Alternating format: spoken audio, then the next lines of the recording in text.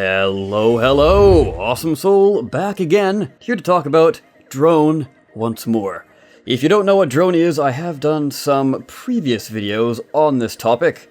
I would definitely recommend checking those out first if you want to get caught up to speed. But what exactly am I going to be talking about today? Well, as I am sure some of you are aware, the map editor videos have come out over the past few days, and that would be Map Editor 1, which focuses on the terrain, and the Map Editor video 2, which focuses on the actual buildings, the structures of the game. And of course, as the name suggests, you can edit all of these, so you can raise the terrain and build whatever you want, really. I must stress though, for those who are not up to speed and haven't gone back to check, the footage you are watching is pre-alpha. It is not released to the public. They are still working on the game. So as you can expect, what you see here, GUI-wise, or the graphical user interface, is not the finished product, as they say in the original videos. Yes, you heard me right. In the original videos, the development team actually do talk about it, or at least a member of the development team. So once you are done with this video, I would recommend going to check out that video because they show off some very, very, very cool things that I might not get to talk about here. Because what I would like to do with this video, mainly because, like I said, they do cover a lot of things in the other video, so you know, get it straight from the horse's mouth, as the saying goes. But I would like to talk about some of the things that I personally would like to see added sometime in the future to this already incredible looking map editor. So, first things first, going throughout the trailer, it seems that whenever you go into the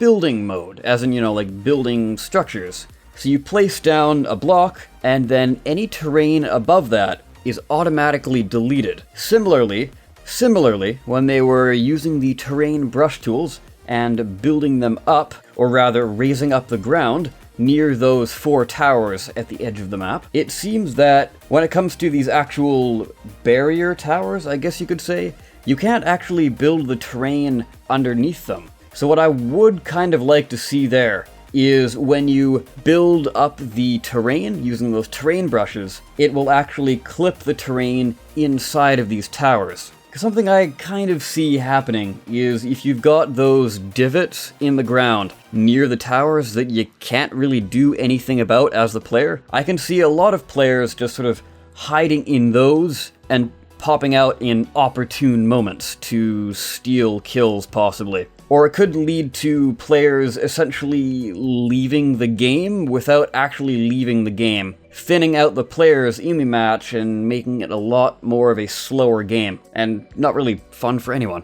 And also, it just kind of looks a little off to me, that's all. But yeah, going back to the previous point I was making about the building, what I would like to see, and I have seen pop up in the comment section of those videos, is the ability to build into mountains. So you can make underground structures, for example. So if you wanted to have like a super crazy military style hangar coming out of a mountain, you could go ahead and do that by more or less hollowing out the mountain. Obviously not deleting the terrain using like a terrain chunk brush. I'm just talking about when you place down a cube, it will get rid of the terrain that way. So you can build into it and possibly use like an air cube, because it seems like the building system is done via a cube-based system, and it's already on a grid. It kind of makes sense if you look at it when they're building. So in order to remove terrain, you could possibly use like a air box, if that makes sense. So instead of, you know, like a floor piece, this would be a air block, or an eraser block, whichever you prefer to call it, and it would just delete out the terrain so you could hollow out your mountainous base area. Hopefully that is something that the game engine is capable of. If not, it's certainly already pretty awesome. Then again, actually, come to think of it, we have seen hollowed out caves before in the other trailer, so perhaps you can, and it's just the fact that there was maybe a toggle turned on to automatically remove the terrain above the blocks you place. So yeah, from going back to the previous trailers, it definitely seems possible. Or what they could have done is possibly used some environmental objects to make caves. Like, you know, stack rocks upon rocks and have the rocks' geometry sort of intersecting to make it look like a cave. I mean, if that's how we have to do it, that's perfectly fine by me. I'm just trying to sort of go over things in my head while making this video about how we could possibly make super cool bases inside of a mountain. But yeah, just, I guess, give me your thoughts in the comment section down below. What do you think about this whole cave system idea? And how many of you would actually like to build inside of a mountain? Or is this just a me thing? Maybe most of you don't actually care about building inside mountains. I don't know. That's what the comment section is there for. So type away. Another thing that I would like to see are bridges. And drawbridges, I guess? So what I'm trying to get at here is, like, extendable platforms, for example. So you know how the doors open up when you get close to them? Well, in this case, it would be a bridge that extends out from one section to another section. Now, I know this game is mainly focused around air units, but we have seen ground units also. So this would be really good for people that like to use those sort of, it seems like a hover tank almost part, whatever that turns out to be. So extending bridges could be really awesome as well as drawbridges. So they like swing down. So it's kind of like cover almost. When it's up, it is, or it can be used as cover, but somehow if you get too close, it'll swing down and open you up to the enemy that's possibly on the other side. Another thing that I would like to see are buttons. So perhaps you could have different sizes of buttons, maybe some that require you to go up to them and press a key on your keyboard to activate them, whereas others you are required to shoot at to activate. I think something like that would be really awesome. So you could hook these buttons up to the bridges and drawbridges I talked about, but not only that, you could hook them up to doors as well. So when the button is activated, maybe it could be glowing or something like that, just to denote what's on and what's off. Ooh, another quick idea I had. Possibly you could use those to turn off the lights as well. That would be really awesome. It all depends on how powerful the lighting system in the game is. But I could really picture something like that, like a crazy custom game mode, where maybe one player is in control, like in a control room basically, and every other player is sort of out there trying to fight it out like normal, but this one player can mess with the lights or open up the floor and have lava underneath. So yeah, we could have like lava pitfalls, we could have doors that lock and maybe they'll open only if this player does something like that. I don't know. I'm all about crazy, fun, custom game modes, if you couldn't tell. But yeah, the more interactable things is what I'm definitely looking forward to. And the last thing that I've thought about would be zones. So these would be made much in the way that building blocks would be placed down. So the builders of the map could place down a zone. This could be placed anywhere and really be as big or as small as they wanted. Well, as small as one building cube, basically.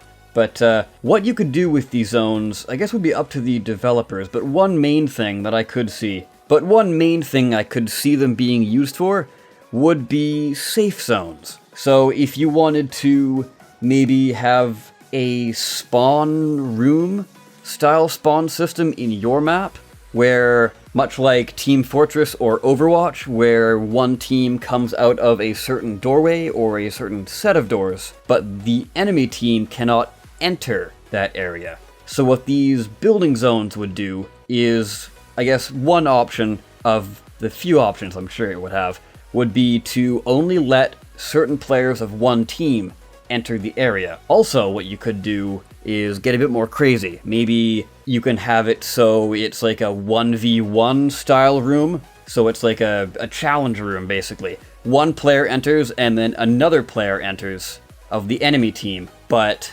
then no one else can enter until both of the players have killed themselves. That might be a little bit too crazy. Let's just dial it back a bit and maybe say certain zones you can only have a certain number of players within, Or maybe what you could also do is affect the physics in the game. Maybe turn up the gravity or lower the gravity. This could be really, really cool for space maps, where you could have artificial gravity inside of a space station, but when you get outside, it's zero gravity. So little things like that.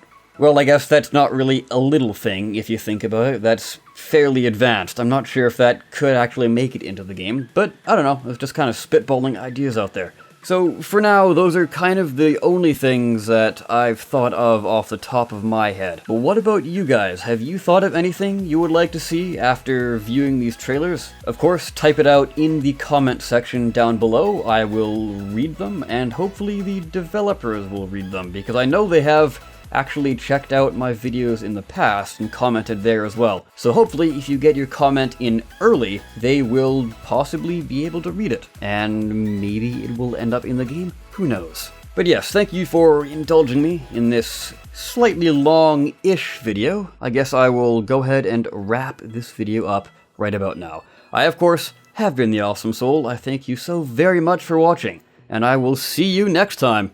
Take care.